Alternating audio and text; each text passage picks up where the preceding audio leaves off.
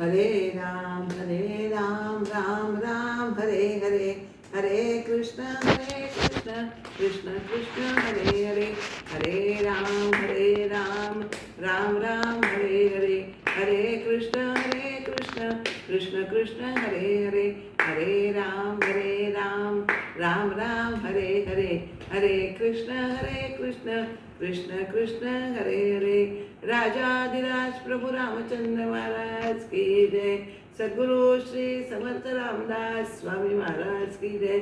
सद्गुरु श्री स्वामी समर्थ महाराज की जय। सद्गुरु श्री ब्रह्म चैतन्य स्वामी महाराज की जय। जय जय रघुवीर समर्थ। गणेश शारदा चैव सद्गुरु सज्जनस्तथा आराध्य दैवतं गुह्यं सर्वं मे रघुनंदना।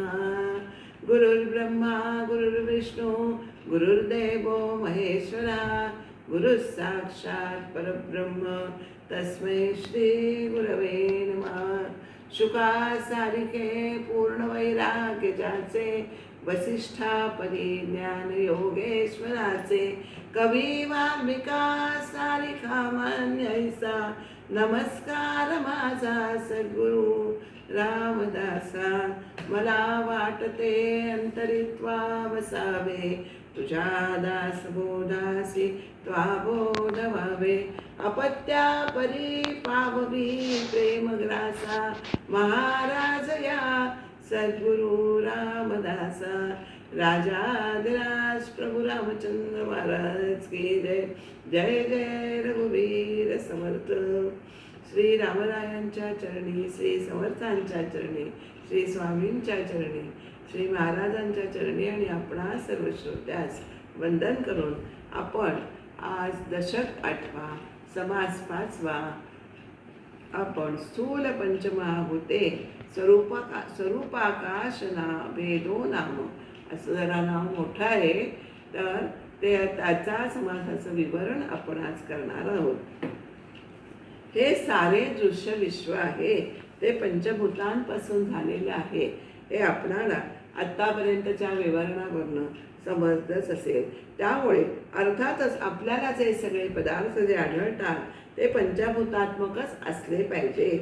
प्रत्येक महाभूताचा प्रधान गुण आणि म्हणजेच लक्षण हे दशक 8 समास 4 मध्ये समर्थांनी सांगितलेलंच आहे।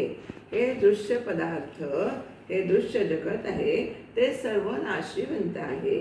पंचमहाभूते ही कशातून उत्पन्न झाली आपल्याला सगळ्यांना माहिती आहे की ही पंचमहाभूते तमोगुणापासून निर्माण झाली आहेत।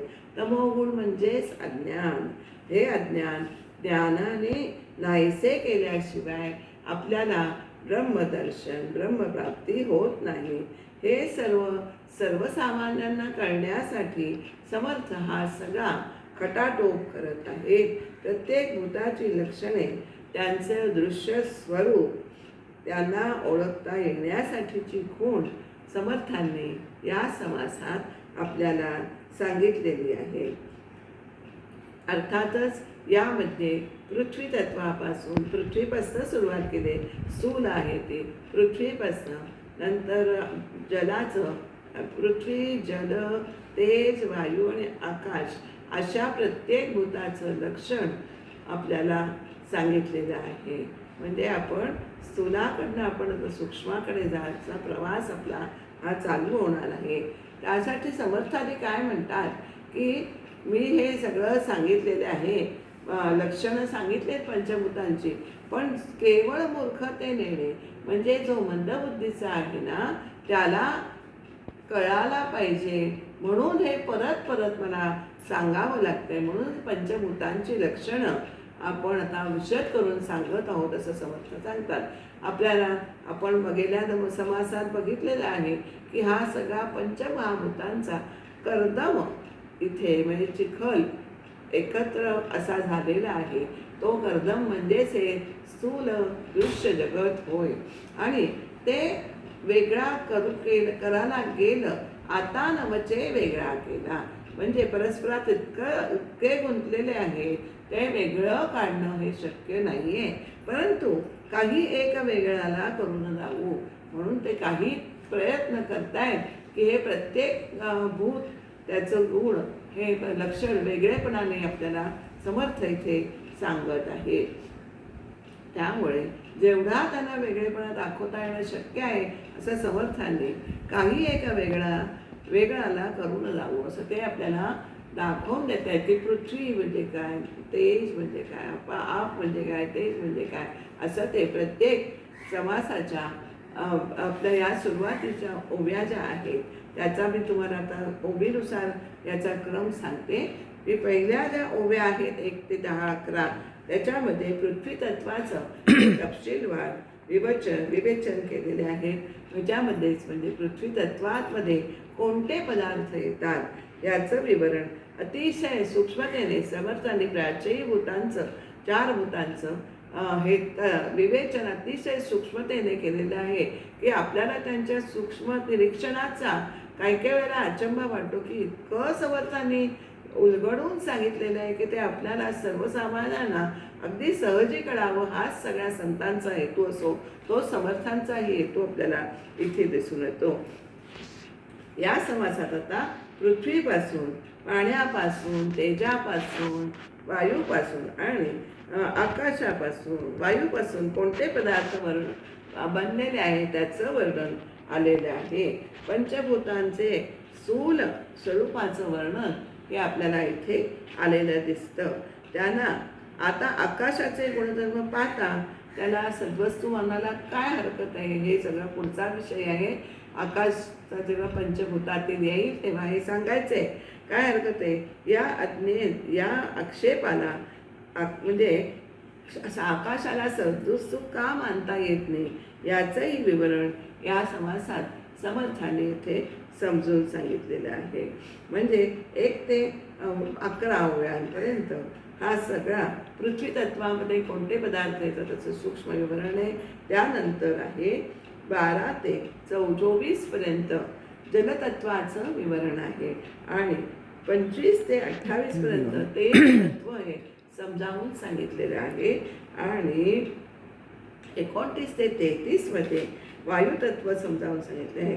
तर 34 ते 37 मध्ये आकाश तत्वाचे वर्णन करतानाच समजा ही वरील 4 महाभूते ज्यामध्ये वास्तव्यात असतात, आपल्याला सगळ्यांना माहिती 4 पंचमहाभूते ही 4 भूते ही आकाश तत्वात वास्तव्यात असतात. ते सर्वव्यापी आकाश परब्रह्मासारखे व्यापक आहे असे वर्णन केले आहे.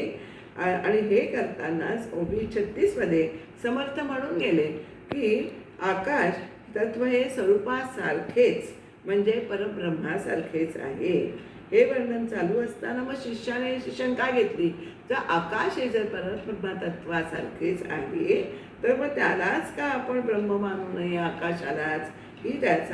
ही ओवी ही शंका त्याला आपल्याला ह्या ओवीमध्ये आलेली दिसते 36 मध्ये. आणि म्हणून शिष्याची शंका विचारली आणि आकाश आणि परब्रह्म यातील फरक हा आपल्याला शंकेचं निरसन ओव्या 40 ते 50 मधून समर्थाने यथोचित केलेलं आहे की समर्थांनी या शंकेचं निरसन पूर्ण केलेलं आहे. खरं पाहता सारखे असं म्हटल्यानंतर हा शब्दच मुळात 2 वस्तूंमधील वेगळेपणा हे सिद्ध करतो. कसे ते बघूया. उदाहरण आपण म्हणतो की संभाजीराजे हे सिंहासारखे शूर होते. याचा अर्थ असा की संभाजीराजांच्या ठाली सिंहाचा शूरपणा हा गुण तिथे त्यांच्या ठाई होता. ते सिंह नव्हते. म्हणजे सिंह आणि संभाजीराजे हे जसे वेगळे आहेत तद्वतच आकाश आणि परब्रह्म हे दोन्ही वेगळे आहेत. सारखे म्हटल्यानंतर दोघात फरक आहे. समान सारखं म्हणजे त्याच्यासारखं हा म्हणजे परंतु या समहा असं आपण म्हणतो. म्हणजे परब्रह्मासारखं दुसरं कोणी नाही. परब्रह्म हे परब्रह्मच आहे असा याचा आपल्याला अर्थ म्हणता येतो. आणि त्यांच्या ठाई म्हणजे असाच फरक स्वरूप आणि आकाश याच्यामध्ये आहे. आकाशाच्या ठाई स्वरूपासारखी विशालता आहे, शब्दता आहे. पण तसं पण ते पंचमहाभूतांपैकी एक आहे. आणि तुम्हाला सगळ्यांना माहिती आहे की पंचमहाभूत ही तमोगुणातून निर्माण झालेली आहेत आणि आकाशात ज्या ठिकाणी 7 दोष आलेले आहेत ते आपल्याला ओव्यांच्या संदर्भात आले की मी तुम्हाला सांगेन. 7 दोष आहेत आणि स्वरूपामध्ये मात्र कोणतेही दोष नाहीत, कोणत्याही 7 वृत्ती नाहीत. हे ऐकून या मनातला अशा प्रकारे ते आकाश कसे हे सांगतायत. त्यामुळे श्रोत्याच्या मनातली आशंका ही सहजच फिटली गेलेली आहे, संदेह फिटला आहे. आकाश आणि स्वरूप म्हणजे यातला फरक अजून स्पष्ट पुढे करून त्यांनी सांगितलेलं आहे. आणि ओवी 43 ते 50 मध्ये समर्थ अनेक दृष्टांत देऊन हे सारखे दिसणारे हे काही सत्य नाही हे आपल्याला दृष्टांत देऊन समजावून सांगत आहेत. नाही म्हणजे काय, आकाश कसं दिसतं हे तर पुढे आपण घेणार आहोत. आता आपण प्रत्यक्ष ओवीनुसार हा आपल्याला समास उलगडायचा आहे. तात्पर्य ह्याच्यातलं असं सांगायचं आहे, पंचमहाभूतांपैकी असणारं आकाश आणि सत्य ज्ञानमय आणि अनंत असणारे ब्रह्म हे एक नाही हे आपल्याला लक्षात घ्यायचं आहे. त्यातला भेदो नाम, त्यांच्यात काय भेद आहे तो आपल्याला इथे लक्षात घ्यायचा आहे. दुसरं असं सांगता येतं की द्रष्टा वेगळेपणाने राहून दृश्यामध्ये प्रणाने आकाश बघू शकतो.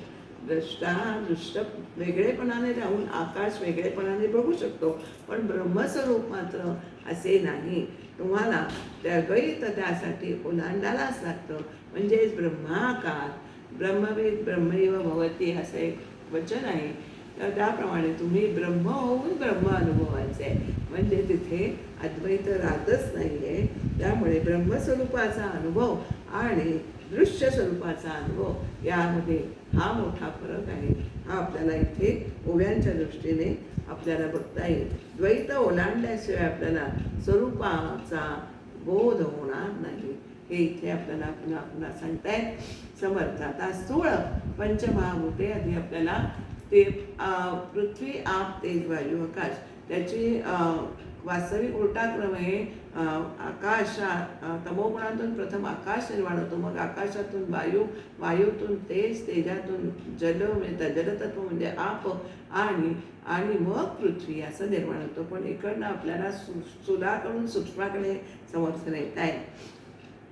आता पर्वत पाषाण शिळा शिखरे नाना वर्णे नाना लहान थोरे गडे खडे गुंडे बहुप्रकारे झालेले पृथ्वी. आज सद्गुरूंना वंदन करायचं राहिलं आहे.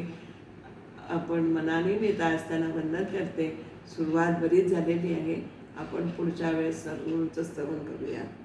पर्वत पाषाण शिळा शिखर लहान थोडे खडे असं हे जे सगळं येतं ते मोठ्या आकाराचे खडे गोटे हे सगळं पृथ्वीमय समजायचं आहे. जे कठीण आहे आपल्याला पाहिलेलं आहे तत्व, जे कठीण आहे आणि जड आहे ते पृथ्वी तत्वात येतं. आपल्याला इथे समर्थ एक ओवीत नाही उलगडून सांगताय. कशा पर्वत शिळा पाषाण शिखर पर्वतांची, नंतर लहान मोठे छोटे खडे मोठे खडे गोटे हे सगळे नाना प्रकारचे रंग असं हे सगळं पृथ्वी तत्वात येतं. पृथ्वीमय समजायचंय. आणि अजून काय आहे, नाना रंगाची मृत्तिका, नाना स्थळोस्थळी जे का वाळू अनेका पृथ्वी मिळून ज्या नाना तऱ्हेच्या रंगाच्या मृत्तिका माती असते, पिवळी माती, तांबडी माती, काळी माती असे अनेक प्रकार आहेत. म्हणजे असं सांगायचं म्हणजे वाळूचे सुद्धा अनेक रंग आहेत.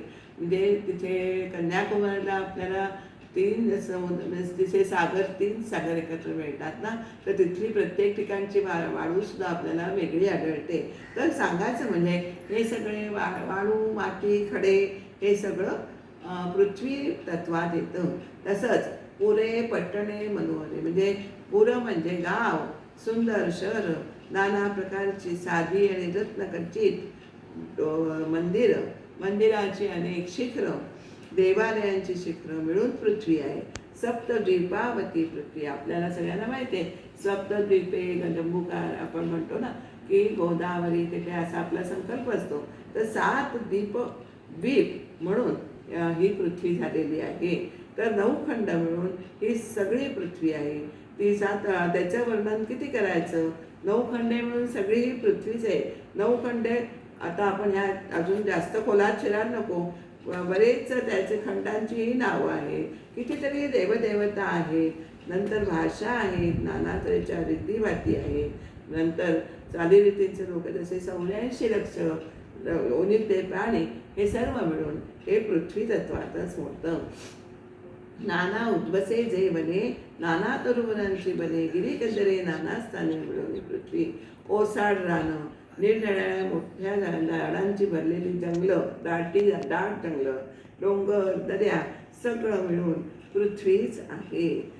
इतकेच नाही ही जी पृथ्वीची रचना नाना रचना केली देवी जे जे देवी देवानवी सकळ मिळवून ही पृथ्वी जाणीचे श्रोत्यांना समर्थ सांगतायत निसर्गाने निर्माण केलेल्या निरनिराळ्या रचना आहे.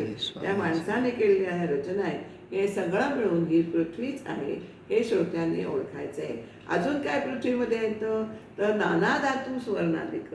सुवर्ण म्हणजे सोनं चांदी लोखंड असे नाना निरनिराळे धातू. नंतर नाना प्रकारची रत्न. नंतर नाना काष्ठवृक्षाधिक नाना प्रकारची लाकडं आणि झाडं हे सगळं मिळून पृथ्वीच तत्वात येतं. आता असो हे बहुवस जडांश आणि कठीणांश सकळ पृथ्वी हा विश्वास मानला पाहिजे. ही इतकी उदाहरणं समर्थाने दिली आहेत.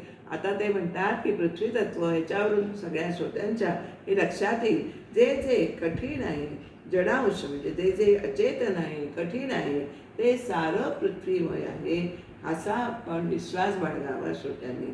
आता पुढे सांगितलंय बोलिले पृथ्वीचे रूप आता सांगितलेलं आता आपतत्व कशा ओळखायचं आहे हे आपल्याला समर्थ इथे सांगतायत. तर आपण सगळ्यांनी लक्ष देऊन ऐकायचंय.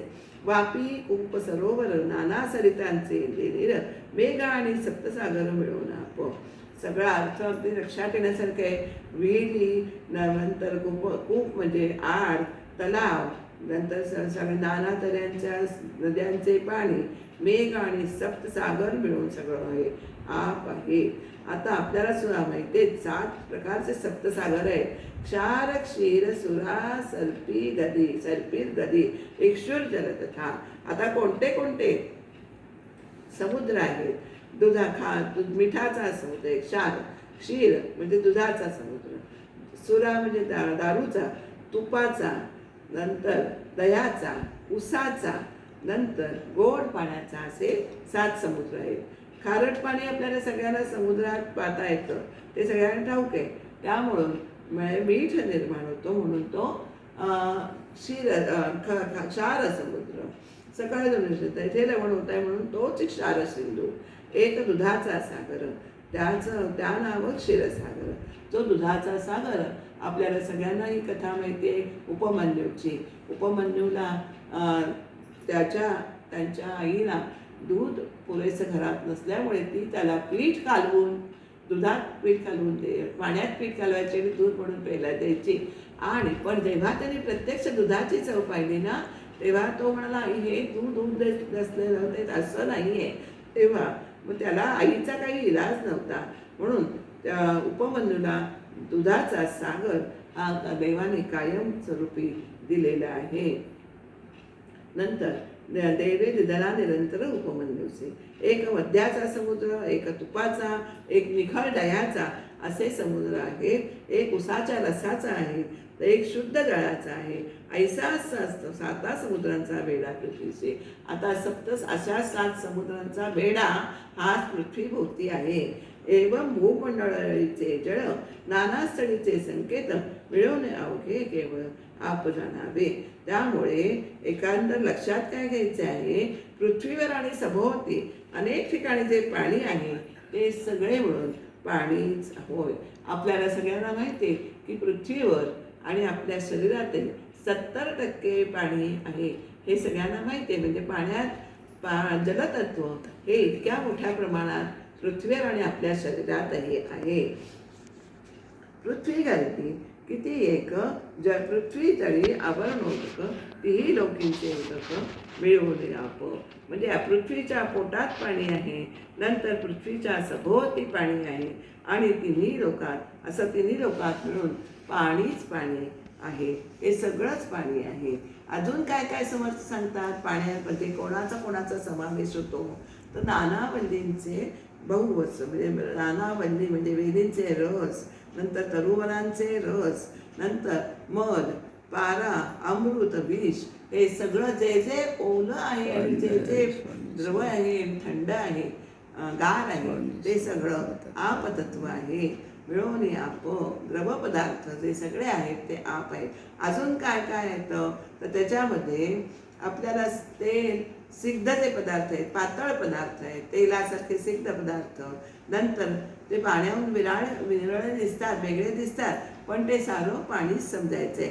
जळा वेगळे आवश्यक आपच बोलिते, ते सगळं पाणीच आहे. पाण्यासारखे पातळ पदार्थ आता आपल्या शरीरात सगळ्यांनाच माहिती आहे. रेत, रक्त, मूत्र, लाळ, म्हणजे अक्षी सांगायचं म्हणजे शेंबूड, श्लेष्म हा सुद्धा आपल्याला जलतत्वातच मोडतो. आपसंकेते जाणावे, पातळ बोले ओळखावे. जे जे द्रव स्वरूपात आहे आणि ओले आहे आणि मृद आहे म्हणजे मऊ आहे, थंड आहे, ते सगळं शीतळ आहे, हे आपल्याला आप बोलायचं आहे. म्हणजे आपतत्व आहे.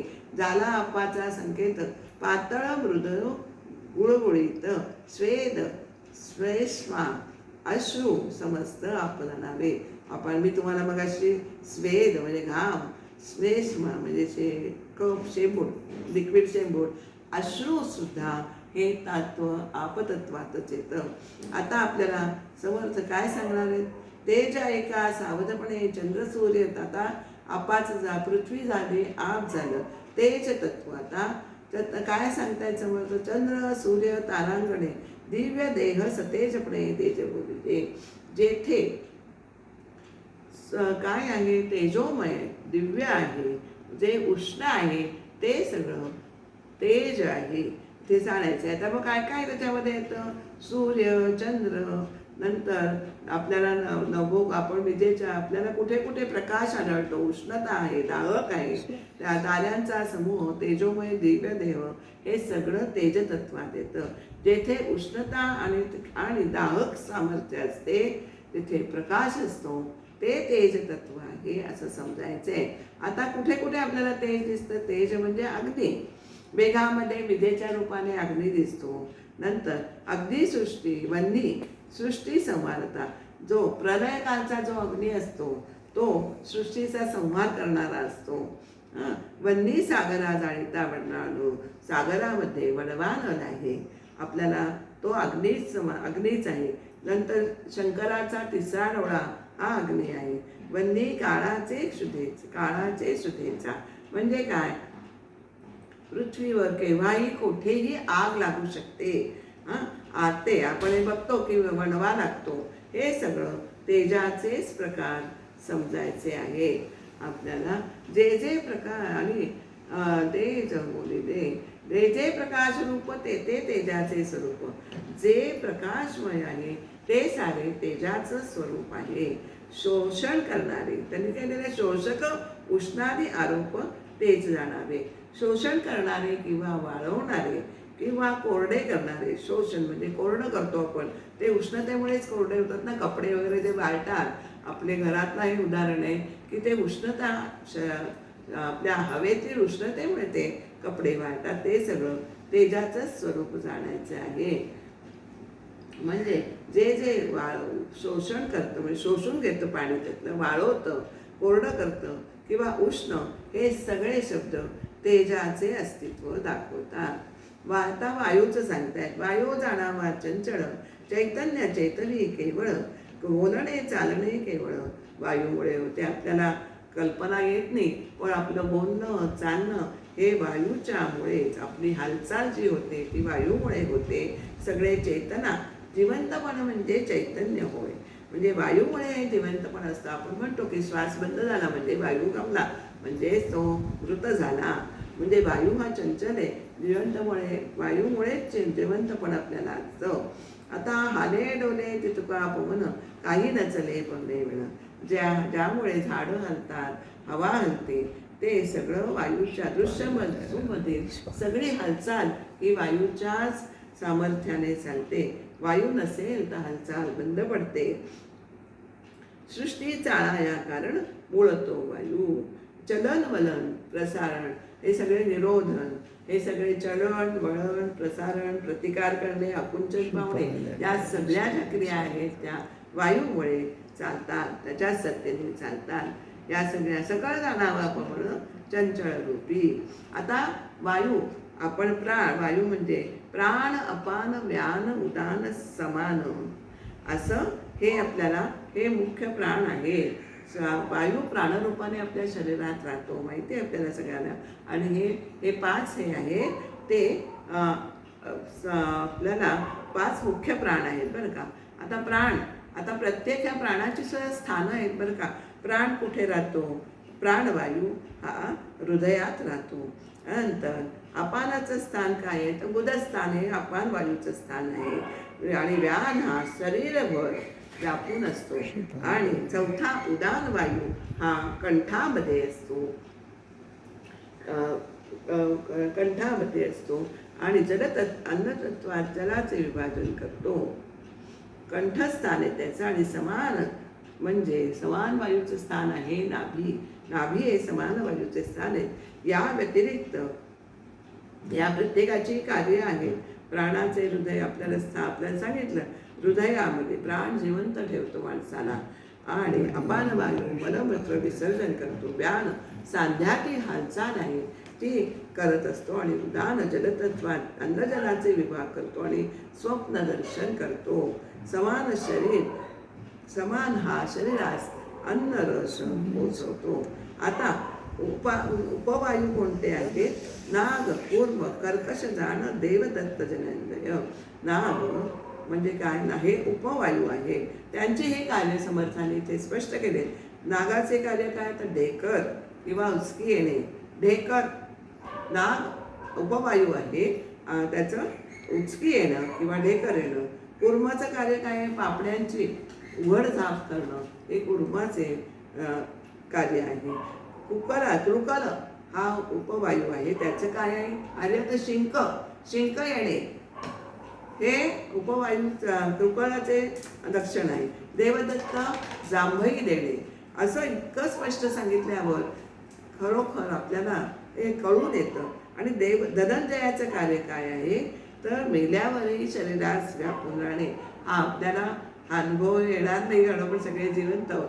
मेल्यावर जो शरीरास व्यापून राहतो त्याला ते धनंजयाचं कार्य आहे. जितुका आहे. आता या तुम्हाला एक थोडंसं सांगायचं म्हणजे प्राण अपान व्यान उदान आणि समान या सगळ्या वायुमुद्रा आहे. आणि ह्या सगळ्या मुख्य प्राणांच्याही मुद्रा आहेत की त्यामुळे तुम्ही आपल्या शरीरातील जो वायू कमी जास्त होतो तो संतुलित करू शकतो, आपल्याला समान ठेवू शकतो. असं ह्या मुद्रांचाही आपल्याला वायूंचं संतुलन राखण्यासाठी उपयोग होतो बरं का. हा जरा वायूंचा विषय निघाला म्हणून मी तुम्हाला सांगितलं. आणि आपण जे करतो ना ते आपण नैवेद्य दाखवतो ना, आपण सगळे म्हणतो प्राणाय स्वा, उदानाय स्वा, प्राणाय स्वा, अपानाय स्वा, उदानाय स्वा, व्यानाय स्वा, उदानाय स्वा, ब्रह्मणे स्वा, असं सगळ्या प्राणांची नावं आपण त्याच्या नावाने स्वाहा असं करून नैवेद्य दाखवत असतो भगवंताला. मी थोडंसं माहिती करता सांगितलं. जितुके काही होते चळणं तितुके वायूचे लक्षण, चंद्र सूर्य तारांगण वायूची वार्ता.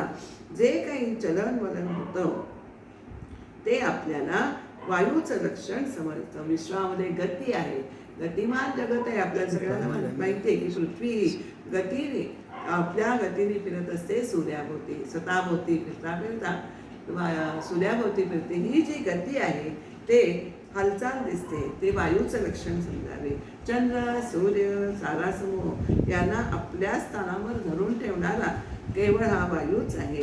आकाश जाणावे पोकळ. आता आकाश तत्वाचं, आता शेवटी आकाश तत्वाचे संकेताचं वर्णन करत आहे. आकाश जाणावे पोकळ निर्मळ आणि निश्चळ अवकाश रूप सकळ आकाश जाणावे. आपल्याला सगळ्यांना माहिती आहे आकाश म्हणजे अवकाश, पोकळी. पोकळी कशी आहे ते आकाश निर्मळ आहे आणि स्थिर आहे.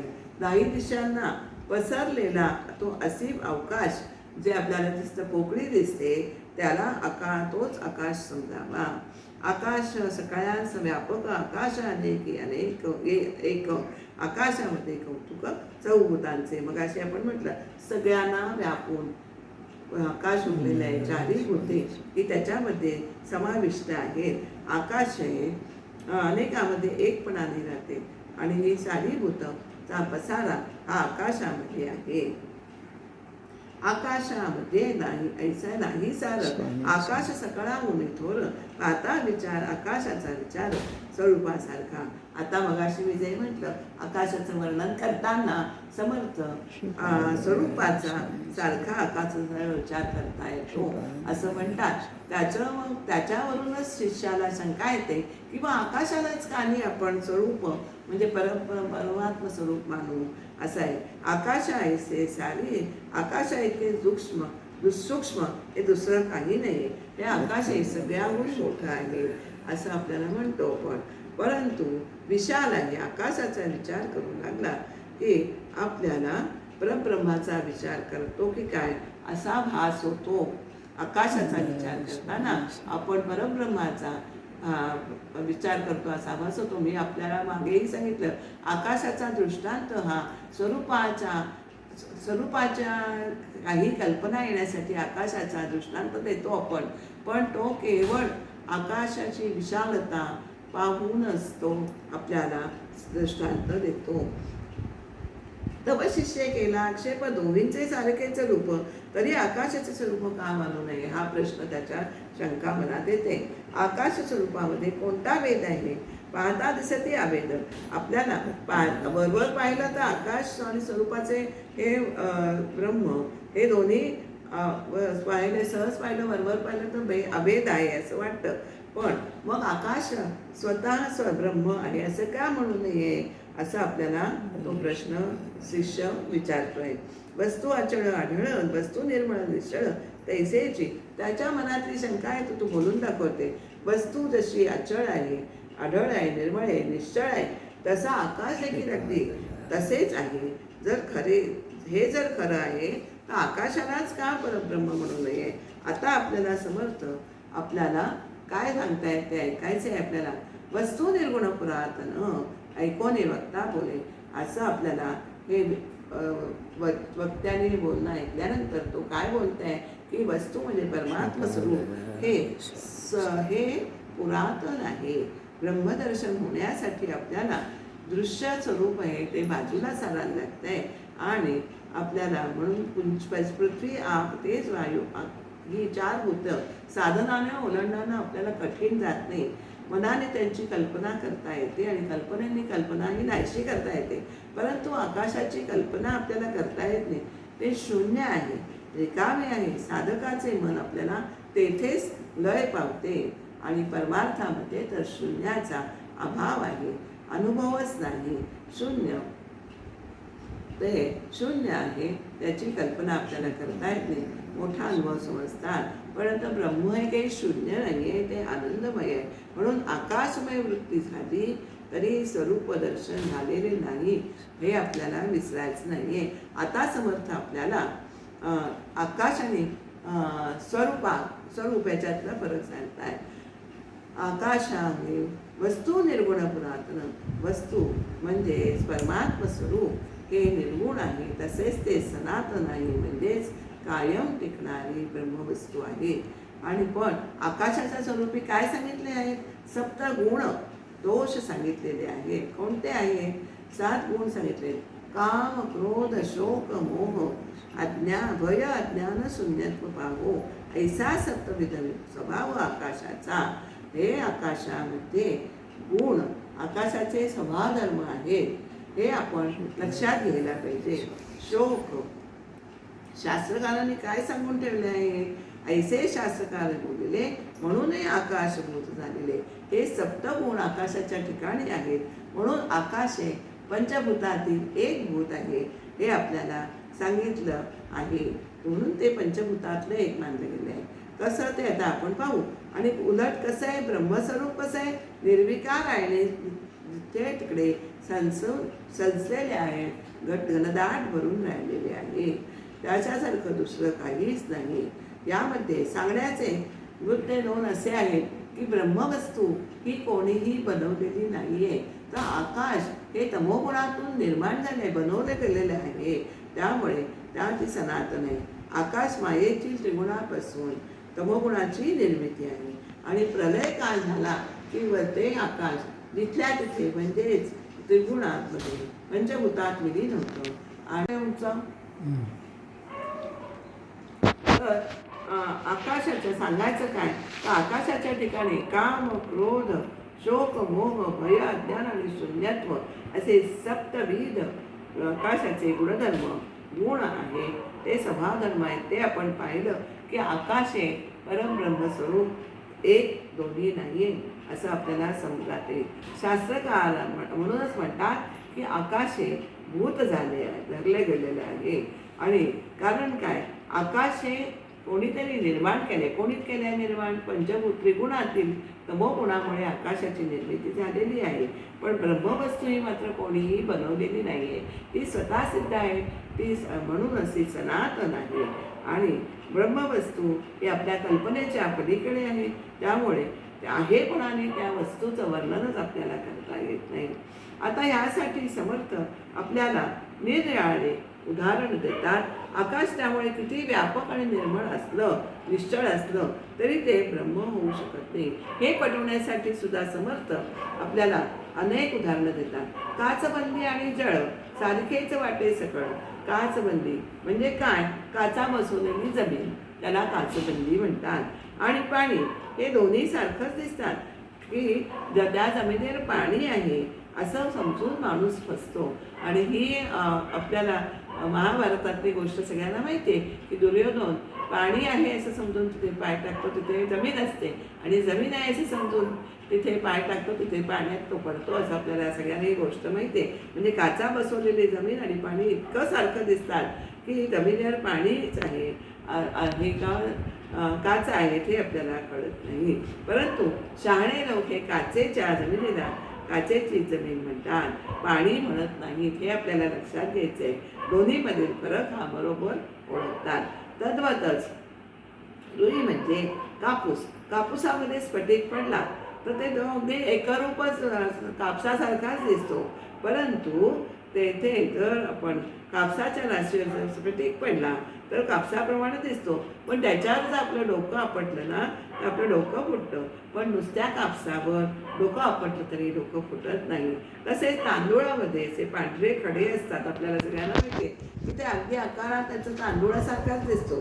पण दाताखाली आले तर मात्र दात पडण्याची आपल्याला आणि तेव्हा समजतं, दात पडण्याची वेळ येते आणि तेव्हा समजतं की तो खडा होता, तो तांदूळ नव्हता.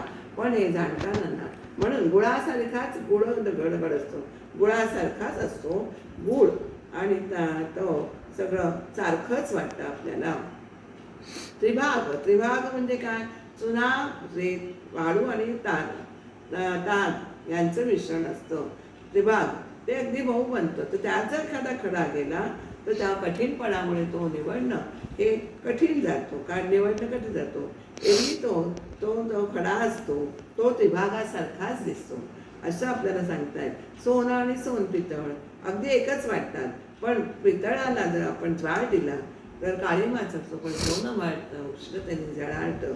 असो हे सगळे हीन दृष्टांत हे आहेत. आकाश म्हणजे केवळ भूत, ते भूत आणि अंत एक कैसे, हे पटवण्यासाठी समर्थ आपल्याला एवढे उदाहरण देतात. भूत पंचभूतातील एक भूत आणि अनंत असं ब्रह्म हे एक कसे असेल, होणंच शक्य नाही आहे. आता हे दृष्टांत देऊन आकाश आणि परब्रह्म हे कसे एकरूप नाही हे दाखवणं आता पुरे झालं. आता समर्थ असं म्हणतात. आता वस्तूशी आता अजून फरक सांगतात. वस्तूशी वर्णन असे, परमात्मा वस्तूला रंगरूप काही नसतं. आपल्या मनाच्या श्लोकात पण आलेले आहे, नसे पीतना श्वेतना श्याम काही तसा आकाशाचा वर्ण श्यामवर्ण निळसर दिसतं. आकाश कसं दिसतं की आकाशाला रंग आहे, नीलवर्ण आहे, पण ब्रह्मवस्तू ही अतींद्रिय आहे. तिच्या ठिकाणी शब्द स्पर्श रूप रसगंध हे काही गंध हे विकार नाही आहेत. त्याचे विषय पंचविषय जे आहेत तिथे नाही. ती निर्गुण आहे, त्यामुळे तिला रंग असणंच शक्य नाही. दोन्हीची साम्यता कैसी करती विचक्षण. त्यामुळे दोन्ही लोक शाणे लोक असतात, त्या दोघींचं साम्य मानित नाही. श्रोती म्हणती, आता परत श्रोत्याला प्रश्न येतो, कारण त्याचं बुद्धी परिपक्व झालेली नाहीये. श्रोते म्हणती कैसे रूप आकाशताईचे अरूप, आकाश वस्तूचा तद्रूप भेद नाही. असा हा विषय चाललेला आहे. आकाशाच्या रूपाचा प्रश्नच नाही, आकाशाला मुळात रूपच नाही असं तो म्हणतो. म्हणून आकाश ब्रह्माशी तद्रूप आहे. दोघांमुळे भेद मुळीच नाही असं का नाही म्हणायचं. तर त्याच्यावर आपल्याला असं सांगताय, 5 भूतांपैकी 4 भूतांना नाश आहे, पण त्याला असं वाटतं की आकाशाला नाश नाहीये. परंतु त्याला हे समजत नाही की प्रलयकाली हे 5वं आकाश जे भूत आहे ते त्याला प्रलयकाली हे ह्याच्या त्रिगुणामध्ये तमोगुणामध्ये विलीन होतं. आणि आकाश कैसे नाचत आहे. आपण आकाश नाचताना दिसत नाही, त्याला नाश नाही, रंग नाही, व्यक्त नाही, आकार नाही, कोणता विकार नाही. शिवाय आकाश हे अचल आहे, निश्चळ आहे, तसे त्याचे काहीच नाश पावत नाही. म्हणून आमच्या मताप्रमाणे आकाश हे शाश्वत परब्रह्म म्हणायला हरकत नाही असं तो म्हणतो. आता पुन्हा समर्थ याचा आक्षेपास्त्या उत्तर देतात.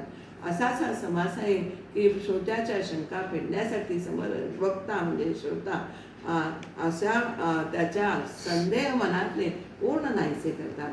ऐसे ऐकून वचन वक्ता बोले प्रतिवचन. आता एक लक्षण आकाशाचे. आता आकाशाचं लक्षण सांगतायत पुन्हा, ते तू ऐक. आकाश तमापासून झाले म्हणून काम क्रोधे वेष्टिले. आकाश हे तमोगुणामुळे झालेलं आहे, म्हणून काम क्रोध विकारांनी ते वेढलेलं आहे. आणि अज्ञान शून्य तो बोलते नामतयाचे. अज्ञान ते शून्यमय आहे, म्हणजेच म्हणून त्याला अज्ञान हे नाव असं ठेवलेलं आहे. आकाशाला शून्यमय असल्यामुळे त्याला अज्ञान असं नाव देतात. अज्ञाने काम क्रोधाधिक मोह भय आणि शोक हा अज्ञानाचा विवेक आकाश गुणे. अज्ञानमय असल्यामुळे काम क्रोध मोह भय शोक इत्यादी विकार ही आकाशाच्या ठिकाणी आपल्याला असतात. आकाशाचा गुण अज्ञान आणि अज्ञानाचं असे विवेचन त्या करता येतं. नास्तिक नकार वचन तेचे शून्याचे लक्षण. आता शून्य म्हणजे काय सांगतायत बरं का, जे नाही ते शून्य. नास्तिक नकार वचन तेचे शून्याचे लक्षण. नाहीपणाने सांगणं हेच शून्याचे लक्षण आहे. आणि जो प्राणी अज्ञानी असतो ना, त्याला आपण काय म्हणतो, हृदय शून्य, अक्कल शून्य असं आपण म्हणतो की नाही. त्याचं कारण हेच आहे. आकाश शब्दगुणे शून्य. शून्य म्हणजे अज्ञान, अज्ञान म्हणजे कठीण रूपतयाचे. आकाशाचा स्तब्धपणा हा शून्यमय आहे, म्हणजेच अज्ञान आहे. अज्ञान म्हणजे जडत्व आहे, अर्थात आकाश स्थूल आहे आणि जड आहे. ब्रह्माचा स्तब्धपणा हा कसा आहे, तो चैतन्यमय आहे, ज्ञानमय आहे. ब्रह्म हे अत्यंत सूक्ष्म आहे. आकाशाचे गुण त्याच्या उलट असल्याने दोन्ही एकरूप होऊ शकत नाही असं आपल्याला. म्हणून आकाश हे ब्रह्मासारखे आहे असं आपल्याला मनाला वाटलं तरी ते असे वाटणे हा वरवरचा बघण्याचा परिणाम आहे, ते ज्ञानदृष्टीचे देखणे नाही असं आपल्याला इथे सांगता येतं. आकाश शब्दपणे शून्य, शून्य म्हणजे अज्ञान, अज्ञान म्हणजे कठीण रूप तयाचे. अज्ञान आणि आकाश एकमेकात हे मिसळलेले आहेत. कठीण शून्य विकारवंत तयास कैसे म्हणावे शांत, मनास वाटे तद्वत आहाच दृष्टी. आकाश आणि अज्ञान हे दोन्ही एकमेकात मिसळलेले आहेत. त्यामुळे आत्मज्ञानाने त्या मिश्रणाचा हा नाश होतो आणि म्हणून आकाश हे नाशवंत आहे. आकाश आणि स्वरूप हे दोन्ही वरवर पाहिलं तर ते एकरूप आहे असा भास होतो. पण आकाश हे शून्य रूप आहे आणि ब्रह्म हे शून्य रूप नाही. यांच्यामध्ये हा मोठा फरक आहे. आपल्याला तैसे आकाश आणि स्वरूप पाहता वाटती एकरूप, परी दोहेमध्ये विक्षेप शून्यत्वाचा. त्या दोघांमध्ये शून्यत्वाचा हा फरक आहे. आवाज पाहता कल्पनेसे सारिकेच वाटे निश्चयशी, परी आकाश स्वरूपाचे भेद आहे. आपल्याला हा भेद कसा आहे, फरक कोणता आहे? श्रोत्यांनी वरवर आक्षेप काढला. पाहणाऱ्याच्या दृष्टीने, वरवर पाहणाऱ्याच्या दृष्टीने ते काही गैर नाही, कारण इंद्रियांच्या दृष्टीने बघितलं तर मन हे वरवर कल्पना करते आणि बघते. कल्पनेप्रमाणे आकाश आणि ब्रह्म सारखे आहेत असे त्याला निश्चितपणे वाटतं, परंतु त्या दोन्हीमध्ये भेद आहे हे तितकंच खरं आहे. आता हा फरक कसा आहे अजून ते सांगतात. उन्मनी आणि सुषुप्ती अवस्था सारिखेच वाटे तत्वता, परिविवंचुनी पाहता पाहू जाता भेद आहे. उन्मनी ही अवस्था आहे, सुषुप्ती ही अवस्था आहे. सुषुप्ती म्हणजे काय, तर गाढ झोप, आणि उन्मनी म्हणजे जागृती, स्वप्न, सुषुप्ती आणि तुरिया ओलांडली की पाचवी जी अवस्था आहे ती उन्मनी आहे. तर आपल्याला असं म्हणता येतं का की अंतर्यामी उन्मनीमध्ये शुद्ध जाणीव असते, वृत्ती आणि सत्यस्वरूप साक्षात ब्रह्माचा स्पर्श होतो. आपल्याला बाहेरनं दोन्ही सारख्याच दिसतात, उन्मनी अवस्था आणि गाढ झोपेची अवस्था. तर सुषुप्तीमध्ये काय होतं, तर जाणीवेचा पूर्ण लय होतो आणि गाढ झोप. आपल्याला गाढ झोप लागली, आपण गाढ झोपेत म्हणू शकतो का काय मला गाढ झोप लागली, ते नाही. जागं झाल्यावर आपण म्हणतो गाढ झोप लागली, म्हणजे सुषुप्ती अवस्था आहे, अज्ञानाची अवस्था आहे, आणि उन्मनी अवस्था ही ज्ञानाची अवस्था आहे. त्या दोघांना असा मूलभेद फरक आहे, भेद आहे. तर आपल्याला हे दोन्ही सारखं म्हणता येईल का? खोटे खऱ्यासारखे भाविती, परीक्षावंत निवडती, का कुरंगे देखून निवडती गुरुगड. खोटं हे खऱ्यासारखं दिसलं आणि भासलं तरी परीक्षा करणारे जे लोक असतात ना, परीक्षावंत जे असतात ते खऱ्यामधून खोटं हे निवडून काढतात. आणि म्हणूनच मृगजळाला देखून पाहून कोण बोलतं, कुरंग म्हणजे हरणं बोलतात आणि त्याच्या मागे धावतात. आणि त्याचप्रमाणे अज्ञानी माणसाला आकाश ब्रह्म आहे असे वाटते, म्हणून ते त्याच्या मागे ब्रह्म म्हणून धावतात. पण ज्ञानी माणसाला ते तसं वाटत नाही. आता असो हा दृष्टांत, बोलीला कळाया संकेत, म्हणून भूत आणि अनंत एकनवेती. हे सगळे दृष्टांत आपल्याला आकाशातला भेद आणि स्वरूपा दोन्हीतला भेद कळण्यासाठी हे एवढे दृष्टांत समर्थाने दिलेले आहेत. म्हणूनच पंचभूतातील आकाश हे भूत आणि अनंत एक नाही हे याच्यावरनं आपण लक्षात घ्यायचं आहे. आणि दुसरं, आकाश वेगळेपणे भावे, स्वरूपी स्वरूपची भावे, वस्तूचे पाहणे स्वभावे ऐसे असे. आकाश हे आपल्याला द्वैतात असल्यामुळे ते आपल्याला पाहता येतं, पण स्वरूपामध्ये आपण स्वरूपाकार झाल्याशिवाय आपल्याला स्वरूपाचा अनुभव घेता येत नाही. दोघांचेही अनुभव हे दोन्ही वेगळे वेगळे आहेत. त्यामुळे ब्रह्मवस्तूचा अनुभव आणि ब्रह्मवस्तूचा अनुभव आणि दृश्य आकाशाचा अनुभव हा ह्याच्यामध्ये दोन्हीमध्ये हा मोठा फरक आहे. ब्रह्मवस्तू पाहण्यासाठी आपल्याला त्याच्यामध्ये विलीन व्हावं लागतं आणि दृश्याच्या अनुभवात काय होतं, द्वैत ओलांडावं लागत नाही. आपण द्वैतात राहून आकाशाचा अनुभव घेऊ शकतो, पण ब्रह्मवस्तूच्या अनुभवात द्वैताला स्थानच नाही, ते द्वैत ओलांडल्याशिवाय वागत नाही. उपनिषदाने काय म्हटलेले आहे बघा, ब्रह्मविद ब्रह्मैव भवती. ब्रह्म जाणणारा स्वतःच ब्रह्मरूप होतो आणि तोच दिव्य अनुभव समर्थ आपल्याला स्वतःच्या प्रचितीने येथे सांगत आहे. म्हणूनच तुकाराम ब्रह्म पाहावया गेलो आणि देव पाहावया गेलो आणि देवरूप होऊन देवाचं होऊन टेलो असं तुकाराम महाराज पण म्हणतात. येथे आशंका टली, संदेह वृत्ती मावळली, भिन्नपणे नवचे अनुभवली स्वरूप स्थिती. आता या शंकेचं निरसन समर्थांनी केलेलं आहे, ते श्रोत्याचं झालेलं आहे. संदेह वृत्ती त्याची पूर्णपणे नाहीशी झालेली आहे. त्याच्याबरोबर ज्ञानात आलेलं आहे की ब्रह्माहून वेगळे राहून ब्रह्मस्थितीही अनुभवता येत नाही. आकाश अनुभवता येते, स्वरूप अनुभवा परते, म्हणून या आकाशाते साम्य न घडे. आकाशाचा अनुभव हा मी अनुभव घेणारा असा वेगळा राहून आकाशाचा अनुभव घेता येतो, परंतु स्वरूपाचा अनुभव असा द्वैतमय द्वैतात राहून घेता येत नाही. स्वरूपाचा अनुभव हा द्वैताच्या अनुभवाच्या पलीकडे आहे. म्हणूनच आकाश आणि त्याची आणि आकाशाची आकाश आणि ब्रह्म हे एकच असू शकत नाही. दोघीमध्ये साम्यता नाही, हे नक्की लक्षात ठेवायचे आहे. दुग्धा सारिता जनांश निवडून घेतील राजहंस तैसे स्वरूपाने आकाश संत जाणती. आपल्याला समर्थ पुन्हा संतांकडे येतात. हा उलगडा समजायला आपल्याला संत संगती ही अत्यंत गरजेची आहे.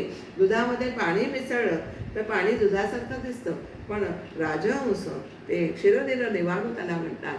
राजहंस बरे दुधातून पाणी निराळे करू शकतो. त्याचप्रमाणे आकाश आणि ब्रह्म एकरूप दिसतात हे खरे, परंतु संत मात्र त्यांच्यातील भेद हा बरोबर जाणतात. सकळ माया गथा गोवी, संत संगे उगवावी, पाविजे मोक्षाची पदवी सत्समागमे. संतांच्या संगतीमध्ये राहून हा सगळा मायेचा दृश्य पंचभूतात्मक पसारा हा आपल्याला हा गुंता त्यांच्या संगतीतच राहून सोडवायचा आहे, सोडवता येतो.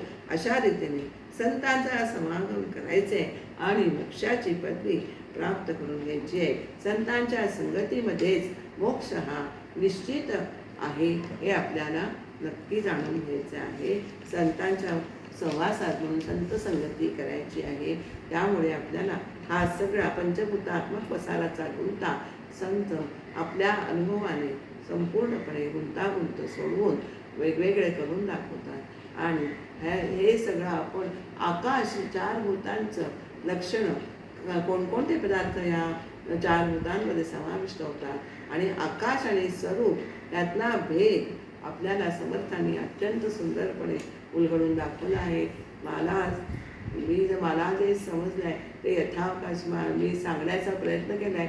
तुम्हालाही हा आकाश आणि स्वरूपातला भेद निश्चित कळला असेल माझ्या विवेचनावरून, असं मी समजते आणि झालेली ही विवरण सेवा समर्थांच्या चरणी अर्पण करते. श्रीराम समर्थ, श्रीराम समर्थ, श्रीराम.